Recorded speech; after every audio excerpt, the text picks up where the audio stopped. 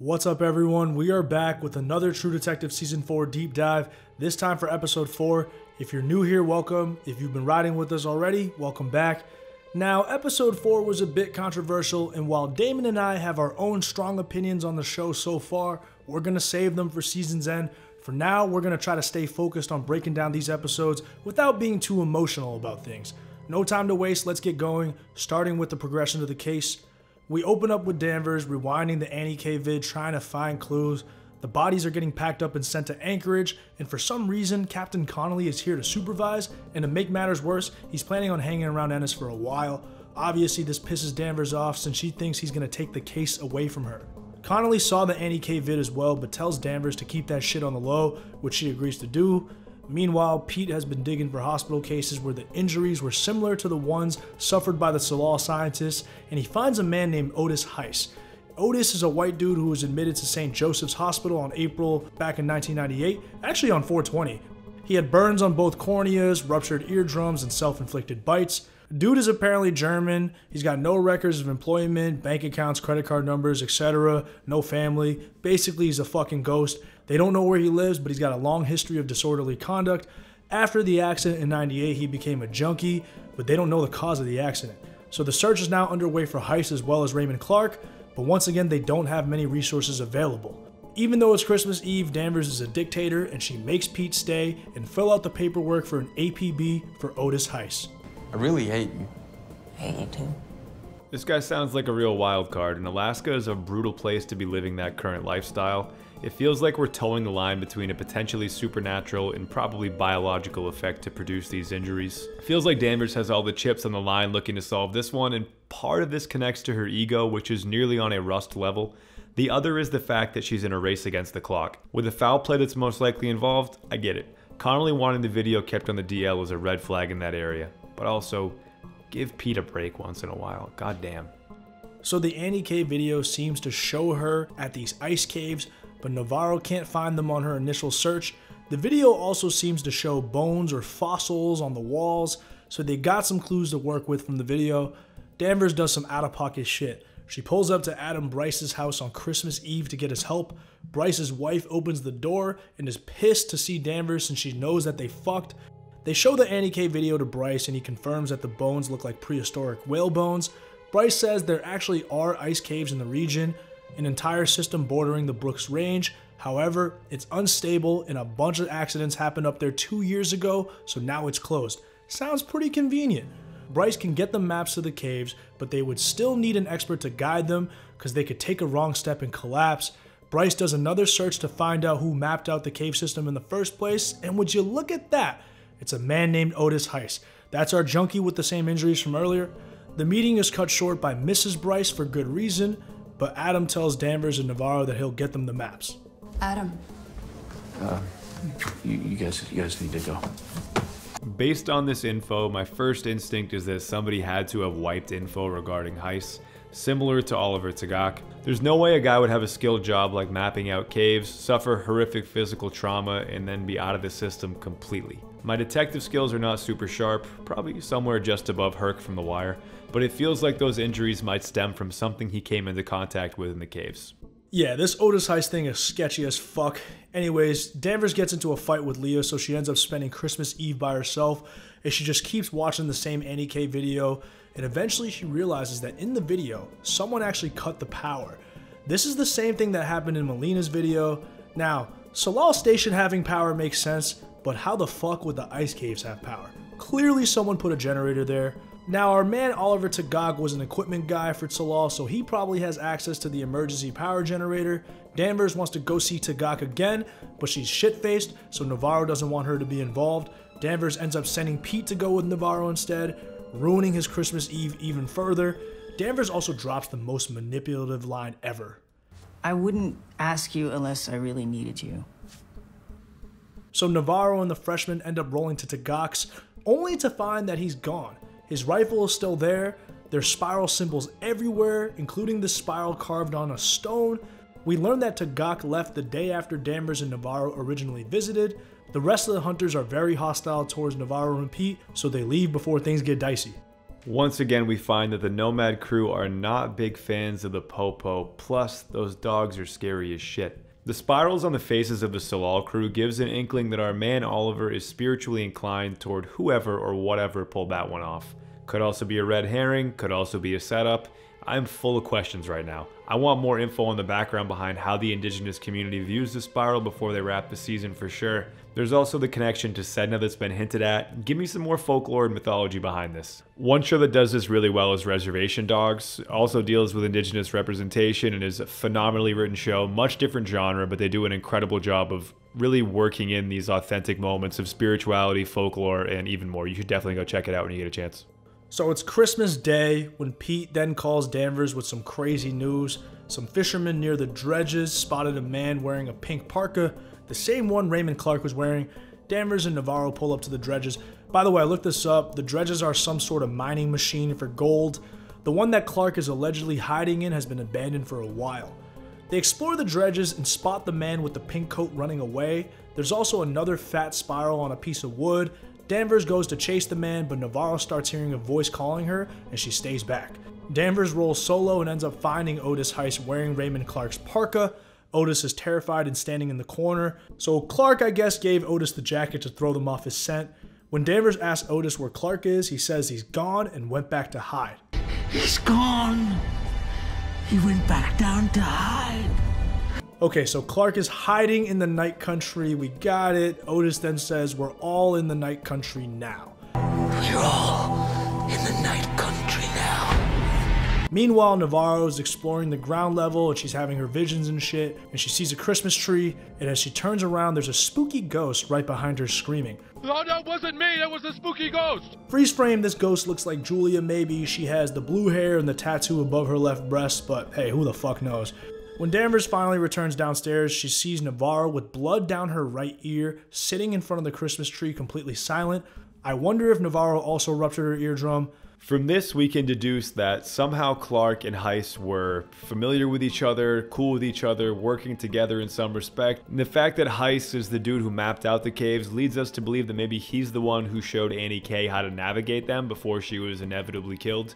The look on his face right before the lights go out in episode 1, before the disappearance and subsequent murder of the scientists actually happens, leads us to believe that he is experiencing or has experienced some kind of shift similar to what Heiss has experienced himself. Anyways, that does it for the case progression for episode 4.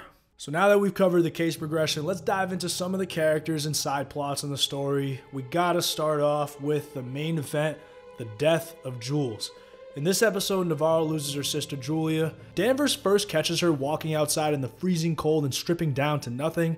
This prompts Navarro to finally put her in the lighthouse, which is a voluntary mental health facility. The word voluntary is very key because Julia eventually has another manic episode where she sees her mother and she can't take it anymore, and we get another sighting of this sinister orange. Fucking orange. So Julia obviously can't take it anymore. Navarro calls to check in on her. She pretends like everything is okay, but is actually in the middle of stripping naked and walking out onto the ice and falling into the ocean. Before she leaves, she folds her clothes up very neatly, similar to the clothes that the scientists at Salal had. In the background, we hear Billie Eilish's Everybody Dies playing. Everybody dies. So another Billie Eilish song in this series. Nothing wrong with that, nothing wrong with Billie. But having that song play while Julia is committing suicide is just a bit on the nose. Anyways, wait. I said I'd hold off on giving opinions till this season is over, so I'm gonna just shut the fuck up about that for now. Somehow, the Coast Guard ends up finding her body in the ocean very quickly and immediately recognizing that she's Navarro's sister, so they notify her. This one triggered some emotions and was a hard one to watch because you had a pretty good idea that there wasn't going to be a happy ending for Julia. She was in a lot of pain. I'm interested to see how they wrap up Navarro's own episodes with her visions and if it's familial and hereditary or if it's more spiritual. I could see them leaving it open-ended at season's end because there's a lot to wrap up. There's also something to be said for the guilt that Navarro feels for checking her sister into the clinic and then almost immediately having her die after that.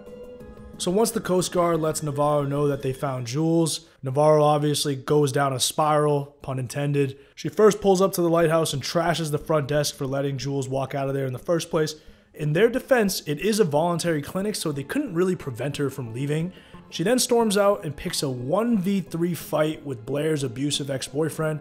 In real life, Kaylee Reese, the one who plays Navarro, might actually win a 1v3, but in this world, she gets her shit rocked pretty badly. This brings her to Qavvik's spot where she talks about everyone being alone in this world. Fortunately, Qavvik is there to help take care of her injuries. Mildly reminiscent of when Rowan picks that fight in the biker bar. I was just hyped to see her throw hands based on her fighting background, was not disappointed. She got some good licks in. Didn't work out in the end, but she made him feel it. Her relationship with Qavvik is the kind of thing that separates her perspective from someone like Danvers. Instead of getting it on with this dude and ripping each other's personalities to shreds while moderately buzzed, this is much healthier. She needs it too, because once isolation grabs you in a place like this, you're pretty much lost. Reminds me a bit of the battle between good and evil or light and dark that was mentioned at the end of season 1. Yeah, and Julia's death also makes Navarro believe that she's cursed and doomed, and just like her mom and her sister, the mental illness will eventually consume her. So now let's move on to Liz Danvers, who continues to be more and more unlikable in each episode.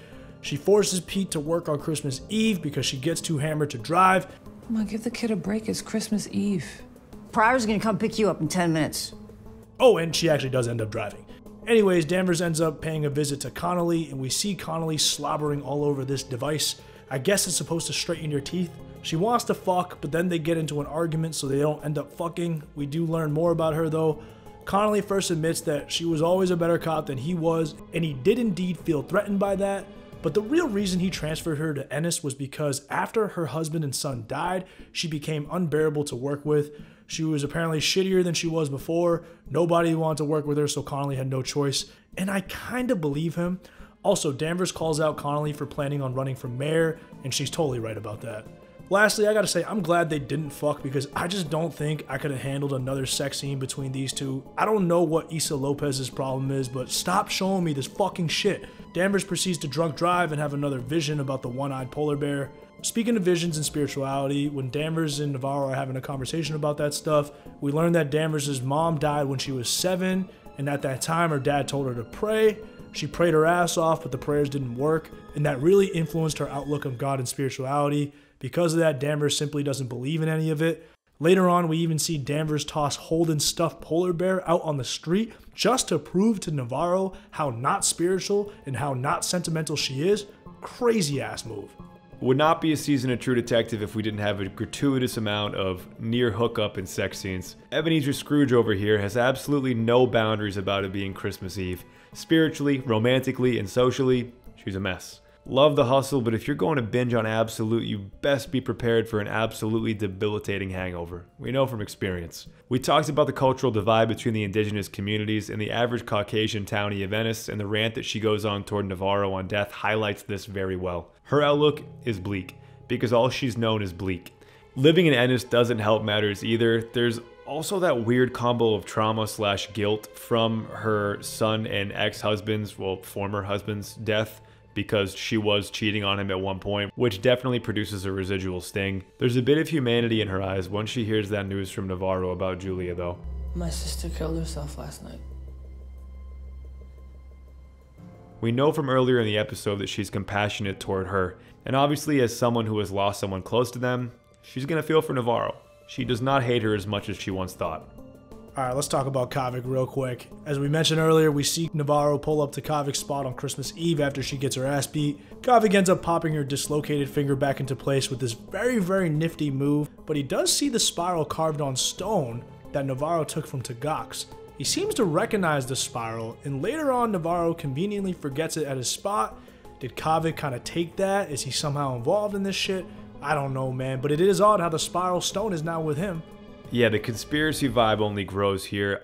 I'm gonna be absolutely fucking heartbroken if Qavvik turns out to be a killer of some sort in this. Next up, we got Danvers' stepdaughter, Leah. She does some rebelling in this episode, spray painting murderers on the doors of the Silver Sky Mining Company's corporate office. McKittrick is obviously fucking pissed and wants to press charges, but Danvers gets Leah out of the whole mess.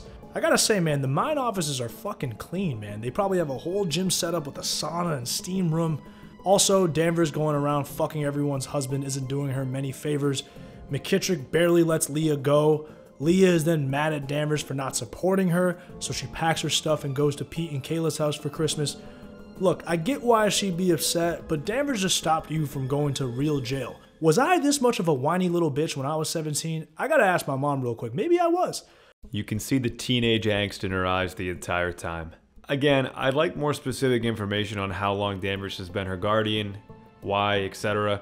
She clearly cares for her, and I want to know more about this relationship. Leah gets more exposure to her culture, but where's Darwin at? I feel like our boy has taken a back seat since he almost had to witness his parents banging in front of him in episode 1. Next up, let's talk Hank. This episode actually made me feel really bad for him. He shows up with a stuffed animal waiting for his Russian bride, and she doesn't show up. The flight attendant is smoking hot, and for a second, Hank thinks that's her. Tough moment for the man, and he returns to the office to crush some whiskey. Petey catches him and asks where his bride is. Hank makes some excuses to save face, but it's pretty obvious what actually happened. When Pete asks if Hank sent her any money, he changes the subject and invites himself over to Pete's for Christmas Eve. Despite being bitch slapped by his dad not too long ago, Pete eagerly agrees. It doesn't end up going down since Danvers forces Pete to work. Hank goes home and watches Elf and eats a TV dinner by himself. He had champagne waiting for Alina and a bed full of rose petals. Damn, man. Damn. Also, for the ladies who are watching this, have y'all ever actually had a man lay down rose petals on your bed? I feel like I see that all the time in movies and TV, but I've never actually heard of it happening in real life. The cleanup must be ridiculous. I was legitimately sad for Hank. Despite all that fuckery, he got at the worst time of the year to get got at. Doesn't even end up getting to go to Pete's house because of Danvers. He even has to resort to a TV dinner. At least he's got Will Ferrell. He'll never leave. I felt something for him here, man. There's just something about an old man with a bottle of Jim Beam. You know exactly what he's going through mentally. 'Cause you're still the same. Not sure what that says about me, but I'm gonna choose not to investigate that at the moment. As for Hank's son Pete, his relationship with Kayla is fucking breaking down right in front of our eyes. I guess they only ended up getting married since she got pregnant. I don't know, man. This line kind of came out of left field. Why don't you just say it? That I ruined your life and you didn't want to have the baby. Merry fucking Christmas, man. Not my favorite plot point, but you know, it's Pete. How can you hate the guy? Let's end this with Rose. She makes a return appearance in this episode. Navarro pulls up for some Christmas Eve dinner, and Rose has an entire spread set up. It looks fucking delicious.